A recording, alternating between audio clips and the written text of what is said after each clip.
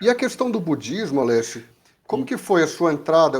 Você disse que foi aos 9 anos, mas foi a partir dos familiares, os seus pais, como que foi? Bacana, obrigado por essa pergunta. Foi a minha mãe que começou, ela foi um dia para São Paulo, e aí uma prima dela falou, vem aqui que eu vou te levar no lugar. Daí eles foram, era o ginásio do Ibirapuera, lá em São Paulo, que é gigante. Aí minha mãe entrou, não sabia o que era, e era um ensaio de um festival, um festival cultural que eles estavam fazendo.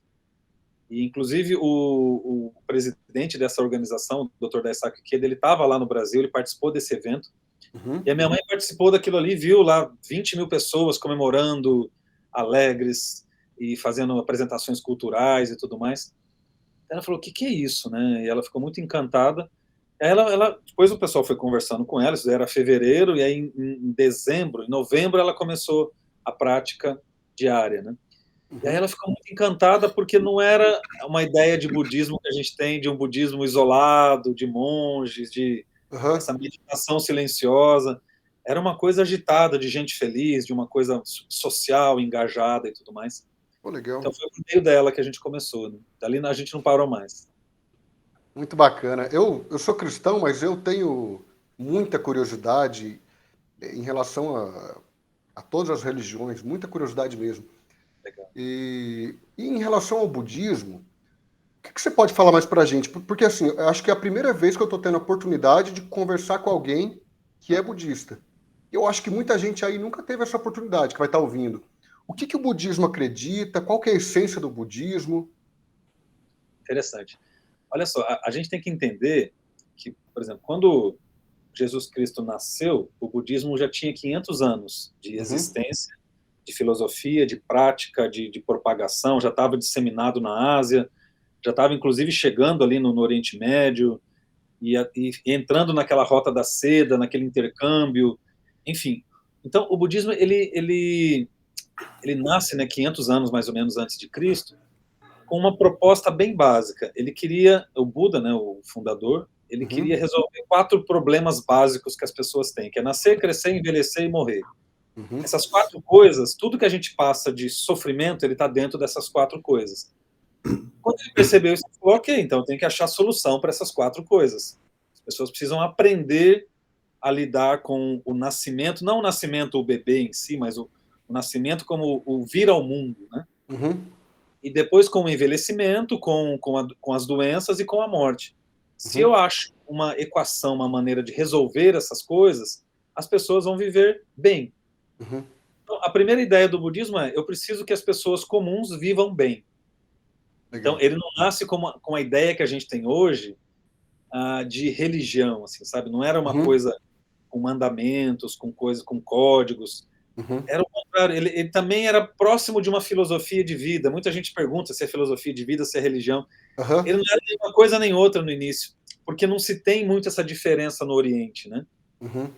Então, aqui é meio lógico, assim, por exemplo, um sábio, quando me ensina algo, aquelas palavras dele é para eu aplicar. É óbvio que aquilo ali é uma norma de conduta e é uma maneira de eu viver também, sabe? Então é Uhum. meio misturado isso daí. Depois que o Ocidente encontrou isso que eles chamaram de budismo, é que eles enquadraram como religião. Ah, tá. Nem essa categoria, nem era nenhuma outra categoria que a gente está acostumado no Ocidente. Uhum, Mas basicamente a ideia do budismo é o que chama a palavra Buda significa iluminado.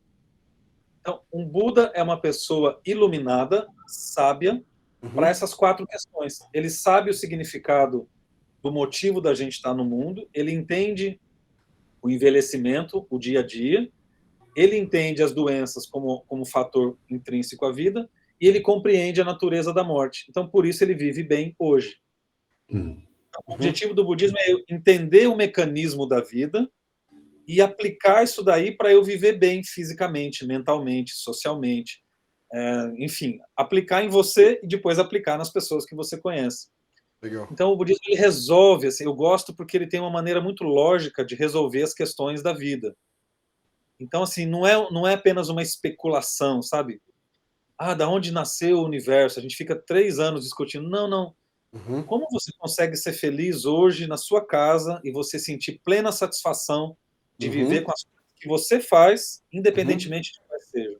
Algo Olha, prático que você consiga desenvolver no dia a dia. isso. Seria assim, se existe uma força divina, uma força grande, uma força imensa no universo, por que eu não posso aplicar essa força na minha vida, na minha família, para viver bem? Entende? Uhum. Então, assim, a religião ela não é usada como especulação ou como motivo de separação nem nada, mas é para você experimentar ao máximo a alegria de viver. Por isso que eles falam que o budismo é uma religião de experiência. Legal. Você Uhum. começa a Caramba. praticar, você vai fazer as práticas e tudo mais, e você vai me contar, ó, daqui uma semana, o que você sentiu de diferente em você, na sua mente, na sua vida, no seu corpo, enfim. Uhum. É uma coisa bem prática mesmo.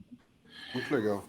Eu achei interessante essa questão do budismo, porque eu já conversei com outras pessoas budistas também, e eu tenho uma história na cabeça que eu não sei se é exatamente ela, por favor me corrija se eu estiver falando alguma besteira. Mas me contaram que a história do Buda ela é muito diferente da história dessas histórias tipo de Jesus Cristo, assim, do pessoal da cultura ocidental, porque parece que o primeiro Buda ele não tinha uma vida regrada no começo, né? Ele era um cara normal e que foi resolvendo as questões da vida ao longo que o tempo foi passando. Foi isso mesmo? Isso, inclusive, conta a história, né? Que ele Hum. era príncipe, ele era de uma família, era um clã, como se fosse uma região, um estado ali, né, da Índia, onde hoje é o Nepal ali. Uhum. Ele era o príncipe, ele era o herdeiro do trono. O pai dele era o rei, o reizinho ali do local. E ele passou a juventude toda dele vivendo no luxo, isolado dos problemas e tudo mais. Até que um dia ele saiu do palácio para passear e ele viu velhos, doentes, ele viu pessoas morrendo. E lá na Índia é muito comum que quando morre eles colocam na beira do rio, eles queimam, né? Tem um Uhum. processo de cremação. E aquilo ali chocou ele. Ele falou: peraí, então a vida não é aquilo que eu estou vendo dentro do palácio, Uhum. luxo, e comida e fartura. Existe sofrimento. Daí nasce essa ideia de, opa, o sofrimento humano ele está presente. Então, aí ele passou por um processo interno assim até de revolta, de realmente questionar aquilo ali. E aí a família tentou de todas as formas falar: não, você tem que viver aqui, você vai ser. Tentaram isolar ele, mas ele fugiu do palácio e nunca mais voltou e passou a dedicar a vida a seguir os sábios da época para ele tentar Uhum. compreender como que a vida funcionava. E os sábios mandaram ele meditar. Aí ele foi lá, ficava dias e dias fazendo, não comendo e ficando debaixo das árvores e passando por esses processos. E ele viu que não levou a nada, só levou a mais sofrimento. Aí ele pegou e mudou o método dele e ele foi desenvolvendo e foi buscando formas de compreender até que um dia ele atinge a iluminação, ele consegue compreender a essência da vida, vamos dizer assim. E Uhum. quando ele Uhum. consegue compreender isso daí, foi uma compreensão tão real, tão profunda, que a partir dali ele passa a vida a compartilhar isso daí com as pessoas que ele conhece. E até eu vi um exemplo legal esses dias, né, que ah, um livro falando o seguinte, que muitas vezes a gente, quando você compreende algo muito profundo que mexe com você, você adora aquilo ali e depois você passa o resto da vida compartilhando. Uhum. Então vocês são professores, vocês passam por isso, né? Vocês compreenderam uma ciência, isso te encantou, não, agora eu vou passar o resto da vida compartilhando isso daí com as pessoas. Eu quero que elas Uhum. aprendam, porque não é difícil, eu consegui, eu entendi isso daí. Então agora eu vou compartilhar isso daí com os outros. Então esse foi o Uhum. processo da vida do Buda, assim. Aí até hoje as pessoas estão compartilhando aqueles conhecimentos e aquelas descobertas dele. Muito legal. Cara, isso é muito. Eu sempre que eu converso budismo assim, eu volto a ficar encantado com a coisa, porque é muito diferente. Eu acho que o budismo se encaixa muito bem na cultura oriental, né, cara? Porque você vê no Ocidente,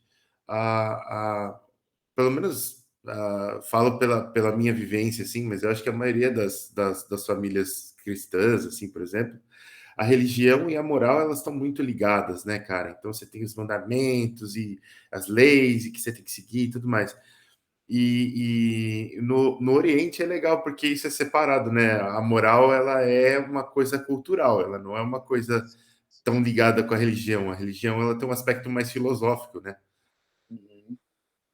E é interessante que tem um princípio muito básico, que é o princípio da dignidade da vida. Isso aqui no Japão, principalmente, é muito aplicado, sabe? Hum. Tanto é que a taxa, por exemplo, de crimes aqui no Japão é quase zero, né?